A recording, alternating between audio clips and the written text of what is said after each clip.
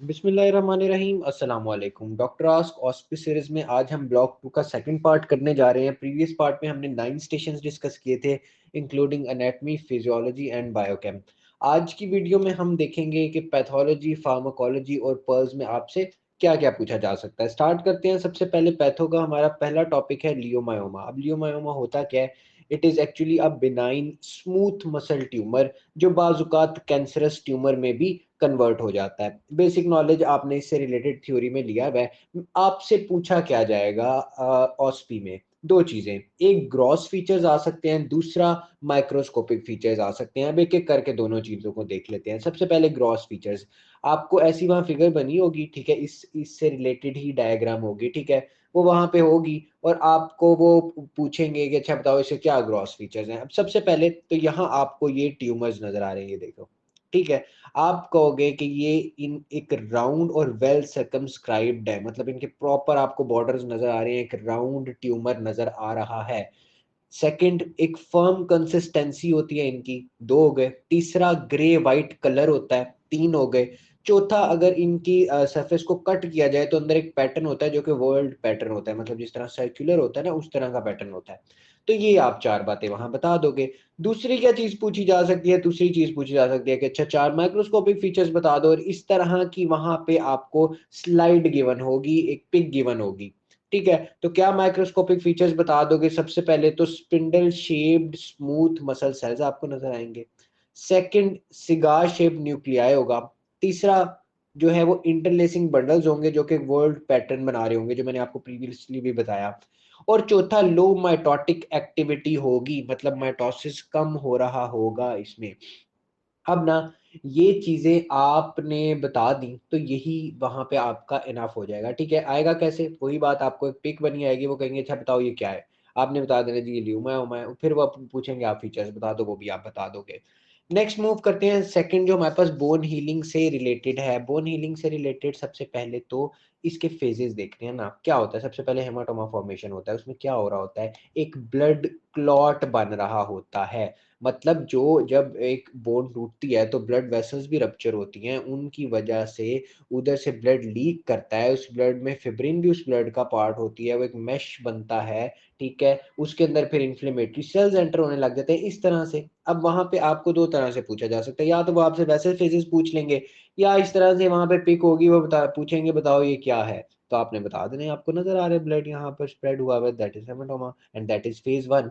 Second phase में क्या होता है? सेकंड फेज में इन्फ्लेमेशन, मतलब कि अब ऑब्वियसली वहाँ पर एक ट्रॉमा आया है, तो जब ट्रॉमा आएगा तो इन्फ्लेमेशन तो होगी, व्हाइट ब्लड सेल्स आएँगे वहाँ, वो डेब्रिस को क्लियर करना स्टार्ट करेंगे। प्लेटलेट्स जो हैं वो ग्रोथ रिलीज़ फैक्टर जो ग्रोथ फैक्टर्स हैं उनको रिलीज़ करेंगे, और थर्ड पे जो ऑस्टियोप्रोजेनेटर सेल्स होते हैं वो एक्टिवेट हो जाएँगे, जिन्होंने फर्दर बोन को डेवलप करना है। Third, soft callus formation. अब उसके लिए ना आप ये एक पहले ना डायग्राम देख लो, ठीक है? अब इसमें क्या हो रहा है? इसमें सबसे पहले तो आप यहाँ पर देखो कि यहाँ आपके पास प्रोजेनेटर सेल्स हैं, वो डिफरेंशिएट कर रहे हैं। सेकंड, ऑस्टियोक्लास्ट और ऑस्टियोब्लास्ट जो हैं वो कुछ फैक्टर्स की मदद से रिसॉर्प्शन और प्रोलिफरेशन को एक्टिवेट कर रहे हैं। उसके बाद यहाँ पे ये फिब्रिन मेशवर्क है जिसमें प्लेटलेट्स और इन्फ्लेमेटरी सेल्स भी मौजूद हैं। ये क्या बन रहा है सारा? ये पिक्चर किस चीज़ की है? ये पिक्चर है 0 टू 2 वीक्स की, ये याद रखना है टाइमलाइन। और इस पिक्चर के अंदर अल्टीमेटली क्या होगा? सॉफ्ट कैलस बनेगा, ठीक है? यहाँ आपको इन्फ्लेमेशन भी नज़र आ रही है, इन्फ्लेमेटरी सेल्स भी नज़र आ रहे हैं और सॉफ्ट कैलस बनता हुआ भी नज़र आ रहा है। तो आपने फेजेस भी देख ली, उनकी पिक्चरल एक्सप्लेनेशन भी देख ली। उसके बाद नेक्स्ट फेज़ होता है हार्ड कैलस की फॉर्मेशन। अब इसमें क्या होता है? इसके अंदर होता है कि जो आपका बोनी सॉफ्ट कैलस है, वो बोनी कैलस में ट्रांसफ़ॉर्म होने लग जाता है, ये वो आपके 2 वीक से फर्दर की कहानी है, ठीक है? 2 टू 8 वीक्स वाली। अब उसके अंदर आप देखो, यहाँ पे आपको हार्ड कैलस बनता हुआ नज़र आ रहा है, ये देखो वूवन बोन, ठीक है?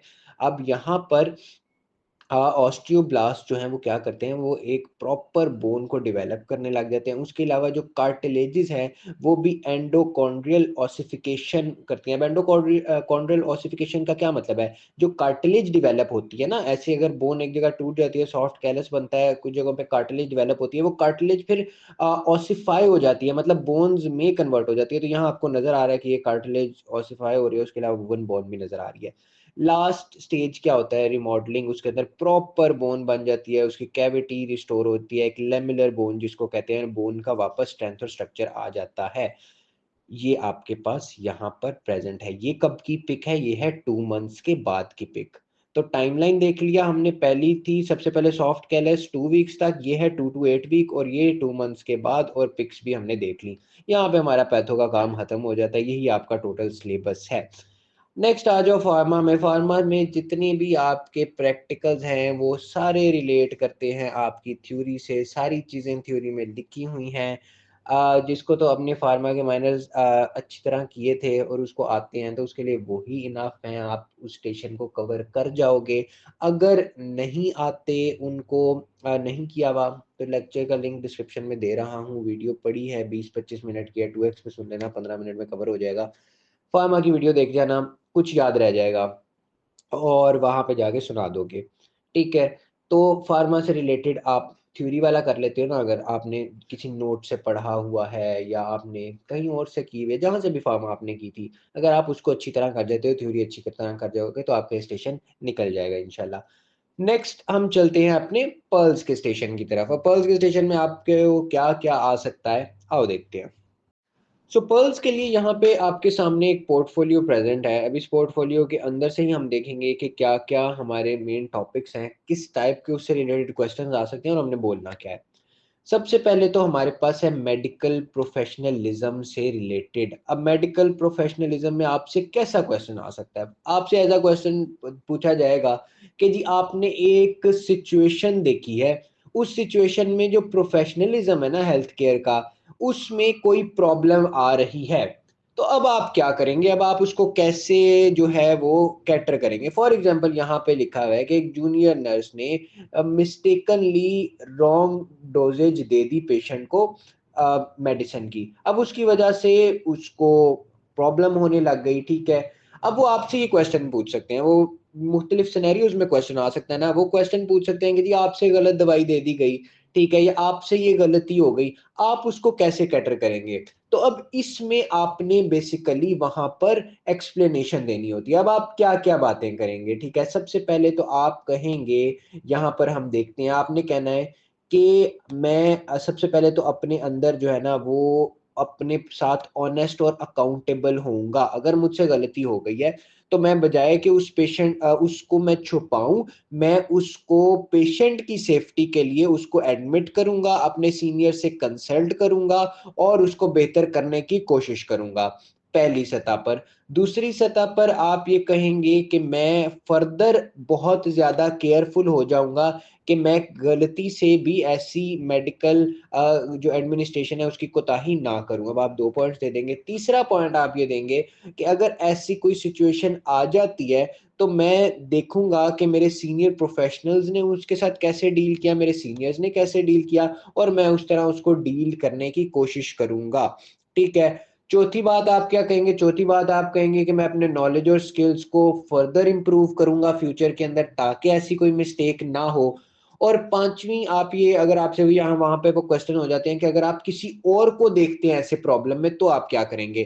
तो अगर आप किसी और को देखते हैं, फॉर एग्ज़ाम्पल किसी नर्स से गलत डोज़ेज दी गई, आपकी जूनियर से, आपकी क्लास फेलो से, तो आप उस सिचुएशन के अंदर उसको ब्लेम नहीं करेंगे, बल्कि आप उसकी हेल्प करेंगे।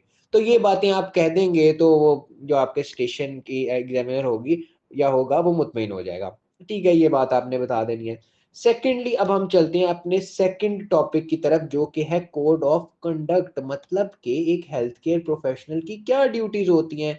अब उसके अंदर सबसे पहले तो जो आपकी ड्यूटी आ जाती है वो प्रोफेशनलिज़्म आ जाती है, और प्रोफेशनलिज़्म में हमने उसको एक एग्ज़ाम्पल से ऊपर समझा, ठीक है? कि आपने ऑनेस्ट होना है, आपने अकाउंटेबल होना है, आपने किसी को ब्लेम नहीं करना, रिस्पेक्टफुल बिहेवियर रखना है। उसके अलावा भी होता है, ठीक है? कि आपने एक पंक्चुअलिटी बरकरार रखनी है, उसके अलावा एकेडमिक इंटीग्रिटी, ठीक है? मतलब कि आपने किसी किस्म की चीटिंग, डिसऑनेस्टी, जिससे फ्यूचर में पेशेंट मुतासिर हो सके, एजुकेशन मुतासिर हो मेडिकल, आपने वो नहीं करनी। तीसरी आ जाती है, दूसरी हमारी हो गई, तीसरी आ जाता है रिस्पेक्ट फॉर डिवर्सिटी, मतलब आपने किसी सूरत डिस्क्रिमिनेशन किसी भी बेस पे, चाहे कोई भी पेशेंट आपके पास आए, किसी भी बैकग्राउंड से आए, किसी भी रिलीजन से आए, उसके अलावा हरेसमेंट किसी किस्म की, इन चीज़ों को करीब भी नहीं आने देना। तीसरी, पेशेंट कॉन्फिडेंशियलिटी, ये बहुत इंपॉर्टेंट है। आपका पेशेंट अगर आपके पास आता है, वो आपको कोई अपने बारे में चीज़ें बताता है, आपने ध्यान रखना है कि वो आप किसी सूरत लीक ना करें उसकी इजाज़त के बगैर। अगर वो चाहता है कि उसके फैमिली के किसी मेंबर को भी ना बताया जाए, इस किस्म का भी सिनेरियो आ सकता है कि जी एक पेशेंट है, वो नहीं चाह रहा कि उसका ये जो कज़न है या उसका भाई है उसको बताई जाए उसकी बीमारी, तो क्या आप बताएँगे? आप नहीं बताएँगे। हाँ, अनलेस आपको ये लगे कि वो बंदा मेंटली कैपेबल नहीं है या उस बंदे के बारे में बताना ज़रूरी है उसकी लाइफ़ को बचाने के लिए, तो आप उसको, कुछ कंडीशंस आती हैं जिसके अंदर आप उसमें से साइड पे हो सकते हैं, लेकिन सबसे पहले आप क्या करेंगे कि पेशेंट की कॉन्फिडेंशियलिटी को ही रखेंगे। उसके अलावा आपने अगर पेशेंट का कहीं मुआयना करना है, ठीक है, जिसके लिए उसको एक्सपोज़ करना है, तो उसको प्राइवेट कंडीशंस के अंदर करना है, ठीक है। उसके अलावा जो भी आपके इंस्टीट्यूशनल पॉलिसीज़ हैं, उनके साथ आपने एडहेयर करना है, जो भी ड्रेस कोड्स हैं, अटेंडेंस पॉलिसीज़ हैं, उनको आपने प्रॉपर फॉलो करना है। अच्छा जी, उसके बाद उसी तरह से ऐसे क्वेश्चन थोड़ा-सा चेंज करके आ सकता है कि आप एक मेडिकल स्टूडेंट हैं, आपकी रिस्पॉन्सिबिलिटी क्या है? तो वही बात, ऑनेस्टी, रिस्पेक्ट, कॉन्फिडेंशियलिटी, वही जो हमने पीछे की वही सारी बातें बता देनी है। उसके बाद हम आ जाते हैं कि हमारे पास जो नेक्स्ट टॉपिक है वो है पर्सनल क्वालिटीज़, ठीक है? और सेल्फ डायरेक्टेड लर्निंग, मतलब इसमें आपसे क्या पूछा जाएगा? इसमें आपको ना सिनेरियो अमूमन इस तरह का आता है कि जी आपकी सप्ली आ गई है, अब आप उसको कैसे कवर करेंगे? क्या आप अपना शॉर्ट टर्म और लॉन्ग टर्म गोल बनाएँगे, या आपने कोई चीज़ अचीव करनी है, तो क्या आपका शॉर्ट टर्म और क्या लॉन्ग टर्म गोल होगा? तो सबसे पहले हम देखते हैं short term goal. Short term goal होता है 6 महीने के लिए, ठीक है? और लॉन्ग टर्म गोल कौन-सा होता है? जो 3 से 5 साल तक के लिए होता है। अब आप स्टार्ट कैसे करेंगे? आप स्टार्ट करेंगे अपने शॉर्ट टर्म प्लान से। उसके लिए आप अपना एक वीकली शेड्यूल बनाएँगे, ठीक है? जो आप उसके अंदर प्रॉपर आपने उसके अंदर अपने लंच का भी टाइम रखना है, रेस्ट का भी टाइम रखना है, नींद का भी टाइम रखना है और पढ़ाई का भी टाइम रखना है। फिर दूसरा क्या करेंगे, शेड्यूल आपने बना लिया तो अब आप उसमें उस शेड्यूल को फ़ॉलो करना स्टार्ट करेंगे प्रॉपर तरीके से कि वो फ़ॉलो हो रहा है। अब उसके लिए आप क्या करेंगे, एक तो वीकली बेसिस पे देखेंगे कि आपने कितनी चीज़ें नहीं की, कितनी चीज़ें की हैं। दूसरा आप क्या कर सकते हैं उसको अपने आप को फ़ोर्स करने के लिए क्या आप करें, आप उसके लिए जो है अपने आप को कोई इंसेंटिव प्रोवाइड कर सकते हैं कि अगर मैं ये वीक में करूँगा तो मैं ये चीज़ करूँगा, ये चीज़ खाऊँगा, इस तरह से कोई इंसेंटिव दे सकते हैं, ठीक है? उसके बाद आप क्या कर सकते हैं, आप इस स्केड्यूल से रिलेटेड अपने सीनियर्स की हेल्प ले सकते हैं, शॉर्ट टर्म गोल के अंदर अपने टीचर्स की हेल्प ले सकते हैं, अपने क्लास फेलो से एडवाइस ले सकते हैं, ठीक है? और सबसे अच्छी अगर वो पूछेंगे एडवाइस किसकी होगी, तो आपने कहना जी टीचर्स की होगी। उसके बाद आपका लॉन्ग टर्म गोल क्या होता है? जब आप शॉर्ट टर्म गोल अचीव करते हैं, तो फिर फर्दर आप अपनी लॉन्ग टर्म गोल की तरफ जाते हैं। उसके लिए आप इलॉन्गेटेड शेड्यूल्स बनाते हैं, ठीक है? फिर उसमें फ़ॉलो अप रखते हैं, तो ये सारी चीज़ें आ जाती हैं। उसका कंक्लूजन क्या होता है कि आप उस चीज़ को अचीव कर लेते हैं। उसके बाद हमारे पास नेक्स्ट आ जाता है वर्बल कम्युनिकेशन। अब वर्बल कम्युनिकेशन क्या है? आप एक ग्रुप एक्टिविटी कर रहे हैं, आप ग्रुप लीडर हैं, तो आप कैसे बिहेव करेंगे? 3-4 चीज़ें देख लो। सबसे पहले तो आपने जो एक्सप्लेनेशन करनी है ना, जब आप एक ग्रुप में बात कर रहे होगे, जो भी बात करनी है, वो स्ट्रक्चर्ड होनी चाहिए। कंप्लीटली आपने उसको एक फ्रेमवर्क के तहत अ, एक्सप्लेन करना है ताकि सब तक उसको समझ आ जाए। दूसरी बात यहीं पे ऐड कर दो कि आपने उसको बड़ा ईज़ी रखना है, ठीक है? जो हर बंदा समझ सके। दूसरा, आपकी पेस और टोन, ठीक है? आप में गुस्सा नहीं होना चाहिए, आप में कोई फ्रस्ट्रेशन नहीं होनी चाहिए, आप में कोई अथॉरिटेटिव टोन नहीं होनी चाहिए, ठीक है? तो आपने उसको प्रॉपर तरीके से करना है। तीसरा, क्लैरिफ़िकेशन आपने लोगों से भी लेनी है, आपने पॉज़ करना है क्वेश्चन्स के लिए, अगर किसी का कोई कंसर्न है तो उससे भी कम्युनिकेट करना है, तो ये सारी चीज़ें आपने करनी है।